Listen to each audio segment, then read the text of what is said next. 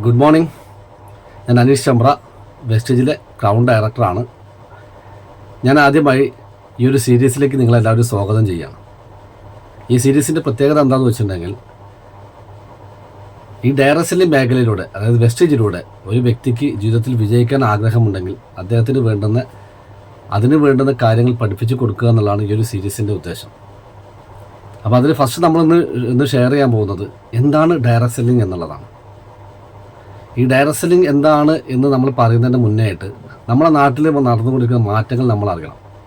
നമുക്കറിയാം, നമ്മൾ ഒരു സ്വതന്ത്ര ഇന്ത്യ ആവുന്നതിന് മുന്നേ നമ്മൾ ഉൽപ്പന്നങ്ങൾ വാങ്ങിയിരുന്നത്, അല്ലെങ്കിൽ കടകളിൽ നിന്നെല്ലാം ഉൽപ്പന്നങ്ങൾ വാങ്ങിയിരുന്നത്, അന്നൊക്കെ എന്ന് പറഞ്ഞെങ്കിൽ ഉൽപ്പന്നങ്ങളെ ഒരു ക്രയവിക്രയം നടന്നിരുന്നത്, അതായത് ഒരു കൈമാറ്റം നടന്നിരുന്നത്, ഒരാളുടെ കയ്യിൽ ഒരു ഉൽപ്പന്നം ഉണ്ടെങ്കിൽ അത് മറ്റാളുടെ കയ്യിലുള്ള ഉൽപ്പന്നം ഇയാൾക്കും കൊടുക്കലായിരുന്നു. ഞാൻ ഉദാഹരണം പറയുകയാണെങ്കിൽ, ഒരു വ്യക്തിക്ക് അദ്ദേഹത്തിന് ചക്ക വേണം, മറ്റൊരു വ്യക്തിക്ക് മാങ്ങ വേണം. അപ്പോൾ മാങ്ങ ആവശ്യമുള്ളവൻ്റെ കയ്യിൽ ചക്ക ഉണ്ടായിരിക്കണം, ചക്ക ആവശ്യമുള്ളവൻ്റെ കയ്യിൽ മാങ്ങ ഉണ്ടായിരിക്കണം. അപ്പോൾ ഇത് രണ്ടും അങ്ങോട്ടും കൈമാറ്റം ചെയ്യുന്ന ഒരു പ്രവണത ഉണ്ടായിരുന്നു. അതിന് നമ്മളന്ന് വിളിച്ചിരുന്നത് ബാർട്ടർ സിസ്റ്റം എന്നാണ്. ഈ ഒരു സമ്പ്രദായത്തിലൂടെയാണ് നമ്മൾ ഈ ക്രയവിക്രയങ്ങളൊക്കെ നടത്തുന്നത്, അത് ഉൽപ്പന്നങ്ങൾ കൈമാറിയിരുന്നു. അത് കഴിഞ്ഞു പണം, അതായത് കറൻസിയുടെ വരവോട് കൂടിയിട്ട് നമ്മൾ ഉൽപ്പന്നങ്ങൾ വില കൊടുത്ത് വാങ്ങുന്ന ഒരവസ്ഥയിലേക്ക് മാറി. അവിടെ മുതലാണ് നമ്മുടെ നാട്ടിൽ തന്നെ ഈ ഫിസിക്കൽ ഡിസ്ട്രിബ്യൂഷൻ മെത്തേഡ് എന്ന് പറയുന്നൊരു സംഭവം വരുന്നത്. അതെന്താണെന്ന് വെച്ചിട്ടുണ്ടെങ്കിൽ, എവിടെയോ കിടക്കുന്ന ഒരു കമ്പനി ഉണ്ടാക്കുന്ന ഉൽപ്പന്നങ്ങൾ അത് കൺസ്യൂമറിലേക്ക് എത്തിക്കണമെങ്കിൽ ആദ്യം അതിന് വേണ്ടത് ഒരു ചാനലാണ്. അതായത് ഒരു C&F agent, stockist, super stockist, wholesaler, distributor, ഇങ്ങനെ തുടങ്ങുന്ന ഒരു ചാനൽ, ഒരു ചെയിൻ ഓഫ് ചാനൽ. അപ്പോൾ ഈ ചെയിനിലൂടെ ഒരു കമ്പനി നിർമ്മിക്കുന്ന ഉൽപ്പന്നം ഇതുവഴി എന്ത് ചെയ്യുന്നു, കൺസ്യൂമറിലേക്ക് എത്തിക്കുന്നു. ഈ കൺസ്യൂമറിലേക്ക് ഈ ഉൽപ്പന്നങ്ങൾ എത്തിക്കുന്ന സമയത്ത് കൺസ്യൂമർക്ക് ഈ ഉൽപ്പന്നത്തെക്കുറിച്ച് അറിവ് എവിടുന്നാണ് ലഭിക്കുന്നത്? കൺസ്യൂമർക്ക് തീർച്ചയായിട്ടും അറിവ് ലഭിക്കണമെങ്കിൽ പരസ്യം വേണം. അതിനന്ന് ഉപയോഗിച്ചിരുന്നത് ഈ അന്നത്തെ സെലിബ്രിറ്റികൾ എന്ന് പറയുമ്പോൾ സിനിമാ നടന്മാർ മാത്രം ആയിക്കൊള്ളുന്നില്ല, പല മേഖലയിൽ പ്രവർത്തിക്കുന്ന ആളുകളുണ്ടാവും. എന്തായാലും ജനങ്ങളിലേക്ക് ഇറങ്ങി വരുന്ന ഒരു വ്യക്തിയെ കൊണ്ട് അത് പരസ്യം ചെയ്യിക്കുന്നു, അതായത് ജനങ്ങളിൽ സ്വാധീനമുള്ള ഒരു വ്യക്തിയെ കൊണ്ട് അത് പരസ്യം ചെയ്യിക്കുന്നു.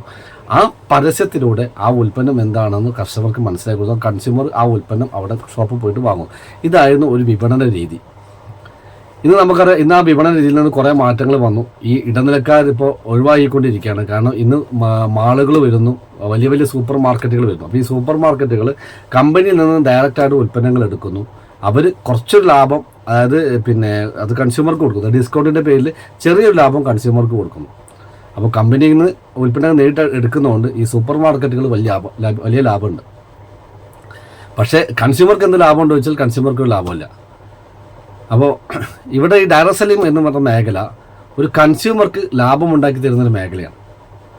ഈ ഒരു മേഖല പലപ്പോഴും തെറ്റിദ്ധരിച്ചിട്ടുണ്ട്. കാരണം എന്താ വെച്ചാൽ, ഒരു ഡയറക്ട് സെല്ലിംഗ് എന്ന് പറയുമ്പോൾ ആ വാക്ക് കേൾക്കുന്ന സമയത്ത് നമ്മൾ വിചാരിക്കുന്നത് ഡയറക്റ്റായിട്ട് സെല്ല് ചെയ്യുക എന്നുള്ളതാണ്. അതായത് ഒരു ഉൽപ്പന്നം ഒരു ബാഗിലാക്കിയിട്ട് അതൊരു വീടാതെ കയറി നടന്ന് കോളിംഗ് ബെൽ അടിച്ച് അല്ലെങ്കിൽ ഡോർ നോക്ക് ചെയ്ത് ആ ഉടമസ്ഥന് ഇത് പരിചയപ്പെടുത്തി വിൽക്കുന്ന ഒരു പരിപാടിയായിട്ടാണ് നമ്മളെല്ലാവരും കണ്ടിട്ടുള്ളത്. ഒരിക്കലും അങ്ങനെയല്ല ഡയറക്ട് സെല്ലിംഗ്, അത് ഡോർ ടു ഡോർ സെല്ലിംഗ് ആണ്. ഡയറക്ട് സെല്ലിംഗ് എന്ന് പറയുന്നത് നമ്മളല്ല ചെയ്യുന്നത്, അത് കമ്പനികളാണ് ചെയ്യുന്നത്. കമ്പനികൾ ഇടനിലക്കാരെയും പരസ്യക്കാരെയും കംപ്ലീറ്റ് ഒഴിവാക്കിയിട്ട് അത് നമ്മളിലേക്ക്, കൺസ്യൂമറിലേക്ക് നേരിട്ട് എത്തിച്ചു കൊടുക്കും. അതായത് കമ്പനി ടു കൺസ്യൂമർ. ഈ കമ്പനിയും കൺസ്യൂമറും നേരിട്ട് വരുമ്പോഴാണ് ഇതൊരു ഡയറക്ട് സെല്ലിംഗ് എന്ന ലെവലിലേക്ക് മാറുന്നത്. പക്ഷേ ഇവിടെയുള്ള ഗുണം എന്താണെന്ന് വെച്ചിട്ടുണ്ടെങ്കിൽ, സാധാരണ രീതിയിൽ ഫിസിക്കൽ ഡിസ്ട്രിബ്യൂഷൻ മെത്തേഡിൽ പോകുമ്പോൾ ഒരു ഉൽപ്പന്നം നമ്മൾ കൺസ്യൂമർ കയ്യിലെത്തുന്ന സമയത്ത് തീർച്ചയായിട്ടും ആ കൺസ്യൂമർക്ക് കയ്യിലെത്തുന്ന, നമ്മളൊരു 100 രൂപയുടെ ഉൽപ്പന്നം നമ്മൾ വാങ്ങുന്നുണ്ടെങ്കിൽ ആ 100 രൂപയുടെ ഉൽപ്പന്നത്തിന് കമ്പനിക്ക് വരുന്ന ചിലവും അവരുടെ ലാഭം അവർക്ക് 40 രൂപയെ വരും. പക്ഷേ നമ്മൾ 100 രൂപ കൊടുത്തിട്ടാണ് ഉൽപ്പന്നം വാങ്ങുന്നത്. അപ്പോൾ നമ്മൾ കൊടുക്കുന്ന 100 രൂപയിൽ നിന്ന് കമ്പനിക്ക് 40 കിഴിച്ചാൽ ബാക്കി 60 രൂപയാണ്. ഈ 60 രൂപ പോകുന്നത് ഈ ഇടനിലക്കാർക്കും പരസ്യത്തിനും വേണ്ടിയിട്ടാണ്. അപ്പം നമ്മൾ പറയാറുണ്ട്, സച്ചിൻ്റെ പരസ്യം എന്താ പറഞ്ഞത്, കാരണം boost is the secret of my energy എന്നുള്ളത്. അതായത് സച്ചിൻ അത് പറയുമ്പോൾ സച്ചിൻ്റെ പോക്കറ്റിലേക്ക് വീഴുന്ന പൈസയായിരുന്നു സച്ചിൻ്റെ എനർജി, അല്ലാതെ സച്ചിൻ ബൂസ്റ്റ് കുടിച്ചിട്ടുള്ള എനർജി ഉണ്ടായിരുന്നു. അപ്പോൾ ഇതേപോലെ പല പരസ്യക്കാരും പറയുന്നത് അവർ ഉൽപ്പന്നം പോലും ഉപയോഗിക്കാതെയാണ്. അപ്പോൾ അവിടെ സംഭവിക്കുന്നത് എന്താണെന്ന് വെച്ചിട്ടുണ്ടെങ്കിൽ, കൺസ്യൂമർക്ക് കിട്ടേണ്ട ലാഭമാണ്, അല്ലെങ്കിൽ കൺസ്യൂമർക്ക് വില കുറച്ച് കിട്ടേണ്ട കാര്യം ഈ ഇടനിലക്കാർക്കും പരസ്യത്തിനും വേണ്ടി പോവുകയാണ്. അപ്പോൾ ഡയറക്റ്റ് സെല്ലിംഗ് എന്ന് പറയുമ്പോൾ ഇവിടെയും ഒരു 100 രൂപയുടെ ഉൽപ്പന്നത്തിന് 40 രൂപയാണ് കമ്പനിക്ക് ചിലവാകുന്നത്, അല്ലെങ്കിൽ ലാഭവും ചിലവർക്കും വരുന്നത്. പക്ഷേ ആ ഉൽപ്പന്നം ഒരു കൺസ്യൂമറിലേക്ക് എത്തിക്കുമ്പോൾ ആ ബാക്കി വരുന്ന 60% ഈ കൺസ്യൂമർക്ക് തിരിച്ചു കൊടുക്കുന്ന ഒരു പ്രക്രിയയാണ്, അല്ലെങ്കിൽ ഒരു പ്രവണതയാണ് ഡയറക്റ്റ് സെല്ലിംഗ് എന്ന് പറഞ്ഞത്. ഇതിനെ നമ്മൾ മൾട്ടി ലെവൽ മാർക്കറ്റിംഗ് എന്ന് നമ്മൾ ഓമനപ്പേരിൽ പറയാറുണ്ട്. അത് എന്തുകൊണ്ടാണെന്ന് വെച്ചാൽ ഈ 60% കൊടുക്കുന്നത് പല തട്ടുകളിലായിട്ടാണ്. അപ്പോൾ അങ്ങനെ കൊടുക്കുന്നതുകൊണ്ടാണ് അതിൻ്റെ മൾട്ടി ലെവൽ മാർക്കറ്റിംഗ് എന്ന് മൾട്ടി ലെവലുകളിൽ അത് ചെയ്യുന്നത് കൊണ്ടാണ് അങ്ങനെ ഒരു പേരിൽ അറിയപ്പെടുന്നത്. അപ്പോൾ ഇന്ന് എന്താണ് ഇതിൻ്റെ ഒരു സാധ്യത? ഈ ഡയറക്റ്റ് സെല്ലിങ്ങിൻ്റെ സാധ്യത എന്താണെന്ന് വെച്ചിട്ടുണ്ടെങ്കിൽ നമുക്കറിയാം, ഈ 2025 ഫെബ്രുവരി 19 കേരള സർക്കാർ ഇതിനെ ഒരു മാർഗ്ഗരേഖ തയ്യാറാക്കി ഇതിനൊരു ചട്ടക്കൂടിൽ കൊണ്ടുവന്നു.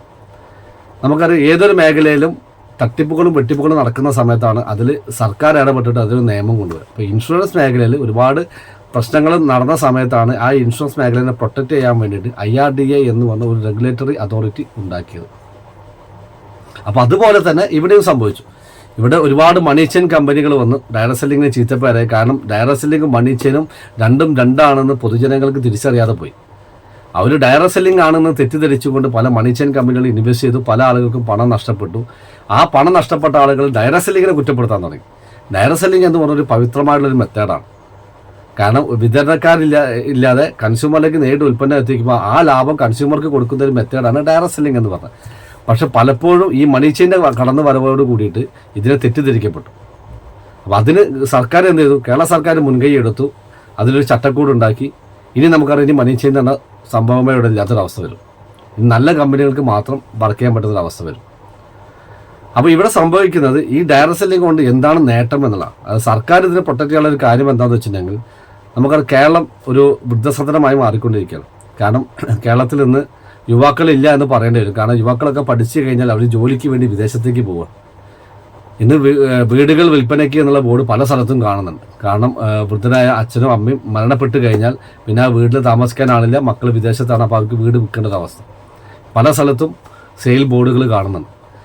എന്തുകൊണ്ടാണെന്ന് വെച്ചിട്ടുണ്ടെങ്കിൽ ഈ യുവാക്കളൊക്കെ പഠിച്ചിട്ട് കേരളത്തിൽ ജോലി കിട്ടാത്തത് കൊണ്ട് അവരെല്ലാം പുറത്തേക്ക് പോവുകയാണ്. പല സ്ഥലങ്ങളിലേക്ക് ജോലിക്ക് വേണ്ടി പോകുന്ന അവരവിടെ സെറ്റിലാവും. അതുകൊണ്ട് തന്നെ ഇവിടെ പഠിച്ചിറങ്ങിയ യുവാക്കൾക്ക് ഒരു നല്ലൊരു അവസരമായിട്ടാണ്, അതായത് ഏറ്റവും കൂടുതൽ യുവാക്കൾക്ക് ഒരു കരിയറായിട്ട് ബിൽഡ് ചെയ്യാൻ പറ്റുന്ന ഒരു അവസരമായിട്ടാണ് ഡയറക്റ്റ് സെല്ലിങ്ങിനെ വിശേഷിപ്പിക്കുന്നത്.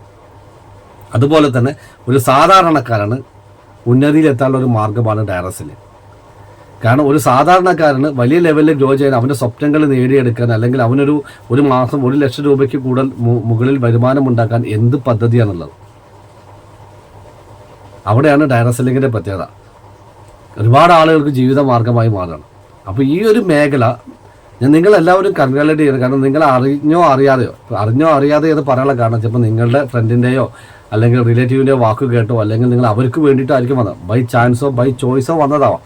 പക്ഷെ എന്തായാലും നിങ്ങൾ ഈ ഒരു മേഖലയിൽ എത്തിപ്പെട്ടത് ദൈവനിശ്ചയമാണ്. അങ്ങനെ പറയാനുള്ള കാരണം എന്ന് വെച്ചിട്ടുണ്ടെങ്കിൽ ഇത് എല്ലാവരും ഇതിൽ എത്തിപ്പെട്ടുകൊള്ളുന്നില്ല. കാരണം ഇന്ന് ഡയറക്റ്റ് സെല്ലിംഗ് മേഖലയാണ് ഏറ്റവും കൂടുതൽ വളരാൻ പോകുന്നതെന്ന് പറഞ്ഞ കുറച്ച് ആളുകളുണ്ട്. വാരൻ ബഫറ്റ്, അതുപോലെ തന്നെ ബിൽ ഗേറ്റ്സ്, അതുപോലെ നമ്മളെ ഡൊണാൾഡ് ട്രംപ്. അദ്ദേഹം ഒരു നെറ്റ്വർക്ക് മാർക്കറ്റിംഗ് കമ്പനിയുടെ ഉടമ കൂടിയാണ്. നമ്മളെ ഫോർമർ പ്രസിഡന്റ് മരണപ്പെട്ടു പോയ അബ്ദുൽ കലാം സാർ, ഇത്തരത്തിലുള്ള വ്യക്തികളൊക്കെ ഇത് പറഞ്ഞിട്ടുണ്ട്. ഇനി ഏറ്റവും കൂടുതൽ ഗ്രോ ചെയ്യാൻ പോകുന്ന മേഖലയാണ്. ബിൽ ഗേറ്റ്സ് പറഞ്ഞാൽ എന്താ, ഇനി എനിക്ക് ഒന്നിൽ നിന്ന് ഞാൻ ഒന്നും കൂടി തുടങ്ങുകയാണെങ്കിൽ ഞാൻ തീർച്ചയായിട്ടും ഇനി ഒരു ഡയറക്റ്റ് സെല്ലിങ്ങിലായിരിക്കും തുടങ്ങുന്നുണ്ടാവാന്നുള്ളത്. കാരണം ഏതൊരു മേഖല വന്നാലും അതിനെ ആദ്യം ആളുകൾ എതിർക്കും. ആദ്യം റിജക്ഷനാണ്. ഇപ്പോൾ നമുക്കറിയാം, നമ്മൾ ഫസ്റ്റ് കമ്പ്യൂട്ടർ വന്ന സമയത്ത് എല്ലാവരും എതിർത്തു. പിന്നെന്തായി, കമ്പ്യൂട്ടർ പഠിച്ചാലേ ജോലി കിട്ടൂ എന്നുള്ള അവസ്ഥയിലേക്ക് മാറി. കമ്പ്യൂട്ടർ നിർബന്ധമായി മാറി. മൊബൈൽ ഫോൺ വന്ന സമയത്ത് ഇതൊരു ആഡംബര വസ്തുവാണ് എന്നുള്ള ലെവലിൽ എല്ലാവരും ചിന്തിച്ചു. പക്ഷേ ഇന്നത് എല്ലാവർക്കും ആവശ്യ വസ്തുവായി മാറി. അപ്പോൾ ഏതൊരു കാര്യം നമ്മുടെ നാട്ടിൽ പുതുതായിട്ട് വരുമ്പോഴും ആദ്യം നമ്മളതിനെ എതിർക്കും, പിന്നെ അതിനെ നമ്മൾ ആക്സെപ്റ്റ് ചെയ്യും. ഇപ്പോൾ ഡയറക്റ്റ് സെല്ലിംഗ് എന്ന് പറഞ്ഞ കാലം ഇത്രയും കാലം എതിർപ്പിൻ്റെ പാതയിൽ പോയിരുന്ന ഒരു വ്യവസായ മേഖലയായിരുന്നെങ്കിൽ ഇന്നത് ആളുകൾ സ്വീകരിച്ചുകൊണ്ടിരിക്കുന്ന ഒരു വ്യവസായ മേഖലയായിട്ട് മാറുകയാണ്. അപ്പോൾ നിങ്ങൾ ഇന്ന് ഈ ഒരു മേഖലയ്ക്ക് എത്തിയത് വളരെ ശരിയായ സമയത്താണ്. നമുക്കറിയാം, നമ്മൾ ബിൽ ഗേറ്റ്സിൻ്റെ അടുത്തുള്ള ഇൻ്റർവ്യൂവിൽ ചോദിച്ച സമയത്ത് അദ്ദേഹം പറഞ്ഞിട്ടുണ്ട്, അദ്ദേഹത്തിൻ്റെ ജീവിതത്തിലെ വിജയത്തിന് കാരണം ശരിയായ സമയത്ത് ശരിയായ ആളുകളുടെ കൂടെ ശരിയായ ബിസിനസ്സിൽ വന്നു എന്നത് തന്നെയാണ്. അപ്പോൾ ഇവിടെയും നിങ്ങൾ ശരിയായ സമയത്ത് ശരിയായ ബിസിനസ്സിൽ ശരിയായ ആളുകളുടെ കൂടെ വന്നു എന്നുള്ളതിന് നിങ്ങൾക്ക് ജീവിതത്തിൽ വിജയിക്കാൻ പറ്റുന്ന ഏറ്റവും നല്ല മാർഗ്ഗം. അപ്പോൾ ആ ഒരു തീരുമാനം നിങ്ങൾ എടുത്തിട്ടുണ്ട്. നിങ്ങൾ ഒരിക്കൽ കൂടി ഞാൻ നിങ്ങളെ കൺഗ്രാജുലേറ്റ് ചെയ്യുന്നു. അപ്പോൾ അത്രമാത്രം പവർഫുൾ ആയുള്ള ഒരു മേഖലയാണ് ഈ ഡയറക്റ്റ് സെല്ലിംഗ് എന്ന് പറയുന്നത്. അപ്പോൾ ഇനി നമ്മൾ തുടർച്ചയായിട്ട് ഈ ഡയറക്റ്റ് സെല്ലിങ്ങിലൂടെ ഇനി എന്താണ് നമ്മുടെ സാധ്യതകൾ എന്ന് ഞാൻ പറഞ്ഞു. ഇനി ഇതിൽ നമ്മൾ പറയാൻ പോകുന്നത് നമ്മളെല്ലാവരും ചെയ്തുകൊണ്ടിരിക്കുന്ന പ്രസ്ഥാനം, അതായത് വെസ്റ്റേജിൻ്റെ സാധ്യതകൾ എന്താണെന്നുള്ളതാണ് അടുത്ത വീഡിയോയിൽ പറയാൻ പോകുന്നത്. അപ്പോൾ ഈ ഡയറക്റ്റ് സെല്ലിങ്ങിലേക്ക് നിങ്ങൾ കടന്നു വന്നെങ്കിൽ തീർച്ചയായിട്ടും ഒരു കാര്യം നിങ്ങൾക്ക് ഉറപ്പിക്കാം, നിങ്ങൾ നാളെ ഇതിലൊരു വിജയിയായിട്ട് മാറും. അതിന് ഒറ്റ കാര്യമേ നമ്മൾ ചെയ്യേണ്ടുള്ളൂ, നമ്മൾ ഇതിൽ ഉറച്ചു നിൽക്കുക എന്നുള്ളതാണ്. കാരണം ഒരു ഡയറക്റ്റ് സെല്ലിംഗ് കമ്പനിയിലും പരാജയപ്പെട്ട ആളുകളെ നമുക്ക് കാണാൻ പറ്റില്ല. കാരണം അവിടെ നിർത്തിപ്പോവുക എന്നല്ല, ക്വിറ്റ് ചെയ്തു പോവുക എന്നുള്ളൊരു കാര്യം മാത്രമേ കാണാൻ പറ്റൂ, അല്ലെങ്കിൽ വിജയിച്ചിട്ടുണ്ടാവും. അതായത് നമ്മൾ പറയാറുണ്ട്, winners never quit, quitters never win. അതായത് വിജയിക്കുന്നവർ ഒരിക്കലും നിർത്താറില്ല, നിർത്തുന്നവർ ഒരിക്കലും വിജയിക്കാറില്ല. അതായത് ഡയറക്റ്റ് സെല്ലിങ്ങിനെ സംബന്ധിച്ച് അതൊരു ആപ്റ്റായിട്ടുള്ള കാര്യമാണ്. കാരണം ഡയറക്റ്റ് സെല്ലിങ്ങിൽ സ്ഥിരമായിട്ട് കാര്യങ്ങൾ ചെയ്തുകൊണ്ടിരുന്നാൽ തീർച്ചയായിട്ടും അവൻ വിജയിക്കും. നിർത്തിപ്പോയി കഴിഞ്ഞാൽ അവിടെ അയാൾക്ക് വിജയിക്കാൻ സാധിക്കില്ല. അപ്പോൾ സ്ഥിരമായിട്ട് ചെയ്യുന്ന കാര്യങ്ങൾ ചെയ്തുകൊണ്ടിരുന്നാലാണ് വിജയിക്കാൻ സാധിക്കുക. അത് ചിലപ്പോൾ പ്രതിസന്ധികളും പ്രതിബന്ധങ്ങളൊക്കെ വന്നേക്കാം, പക്ഷെ അതിനൊക്കെ മറികടന്ന് നമ്മൾ ചെയ്യാനുള്ള കാര്യങ്ങൾ നമ്മൾ മുന്നോട്ട് തന്നെ ചെയ്തു പോയാൽ തീർച്ചയായിട്ടും വിജയം സുനിശ്ചിതമാണ്. അപ്പോൾ ഡയറക്റ്റ് സെല്ലിംഗ് എന്ന് പറഞ്ഞാൽ ഏതൊരു സാധാരണക്കാരനും വിജയിക്കാൻ പറ്റുന്ന ഒരു മേഖലയാണ് ഡയറക്റ്റ് സെല്ലിംഗ് എന്നത്. അത്രമാത്രം പവർഫുൾ ആയുള്ള ഒരു മേഖല, അത്രമാത്രം ആളുകൾക്ക് ഒരുപാട് കാര്യങ്ങൾ നേടിക്കൊടുത്തു. കാരണം പണം മാത്രമാണ്, പണം മാത്രമല്ല, ഒരുപാട് കാര്യങ്ങൾ നേടാൻ പറ്റുന്ന ജീവിതത്തിൽ അംഗീകാരങ്ങളുടെ പെരുമഴ, നിരവധി കാര്യങ്ങൾ. കാരണം നമുക്കറിയാം, നമ്മുടെ സമൂഹം നമ്മളെ അംഗീകരിക്കുക എന്ന് പറയുമ്പോൾ തന്നെ ഒരു വ്യക്തി ജീവിതത്തിൽ സക്സസ്ഫുൾ ആയെന്ന് പറയേണ്ടി വരും. കാരണം സമൂഹത്തിൽ നിന്നൊരു അംഗീകാരം കിട്ടുക എന്ന് പറയുന്നത് പല ആളുകൾക്കും കിട്ടാത്തതാണ്. ഇന്ന് അംഗീകാരം കിട്ടാൻ വേണ്ടിയിട്ട് പല ആളുകളും പലതും ചെയ്യുന്നുണ്ട്, പണം മുടക്കിയിട്ട് പോലും പലതും ചെയ്യുന്നുണ്ട്.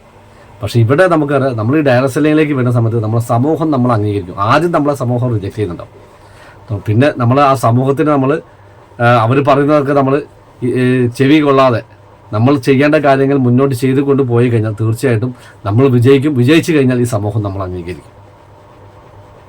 അപ്പോൾ ഇതിൽ വിജയിക്കാൻ ഒരൊറ്റ മാർഗ്ഗമേ ഉള്ളൂ, ഇതിൽ ഉറച്ചു നിൽക്കുക എന്നുള്ളത് മാത്രം. നിങ്ങൾ വന്ന ആ ഒരു പ്രസ്ഥാനം, ആ ഒരു മേഖലയിൽ നിങ്ങൾ ഉറച്ചു നിൽക്കുക. ഞാൻ വീണ്ടും ഒരു കാര്യം കൂടി പറഞ്ഞ് ഞാൻ അവസാനിപ്പിക്കാം.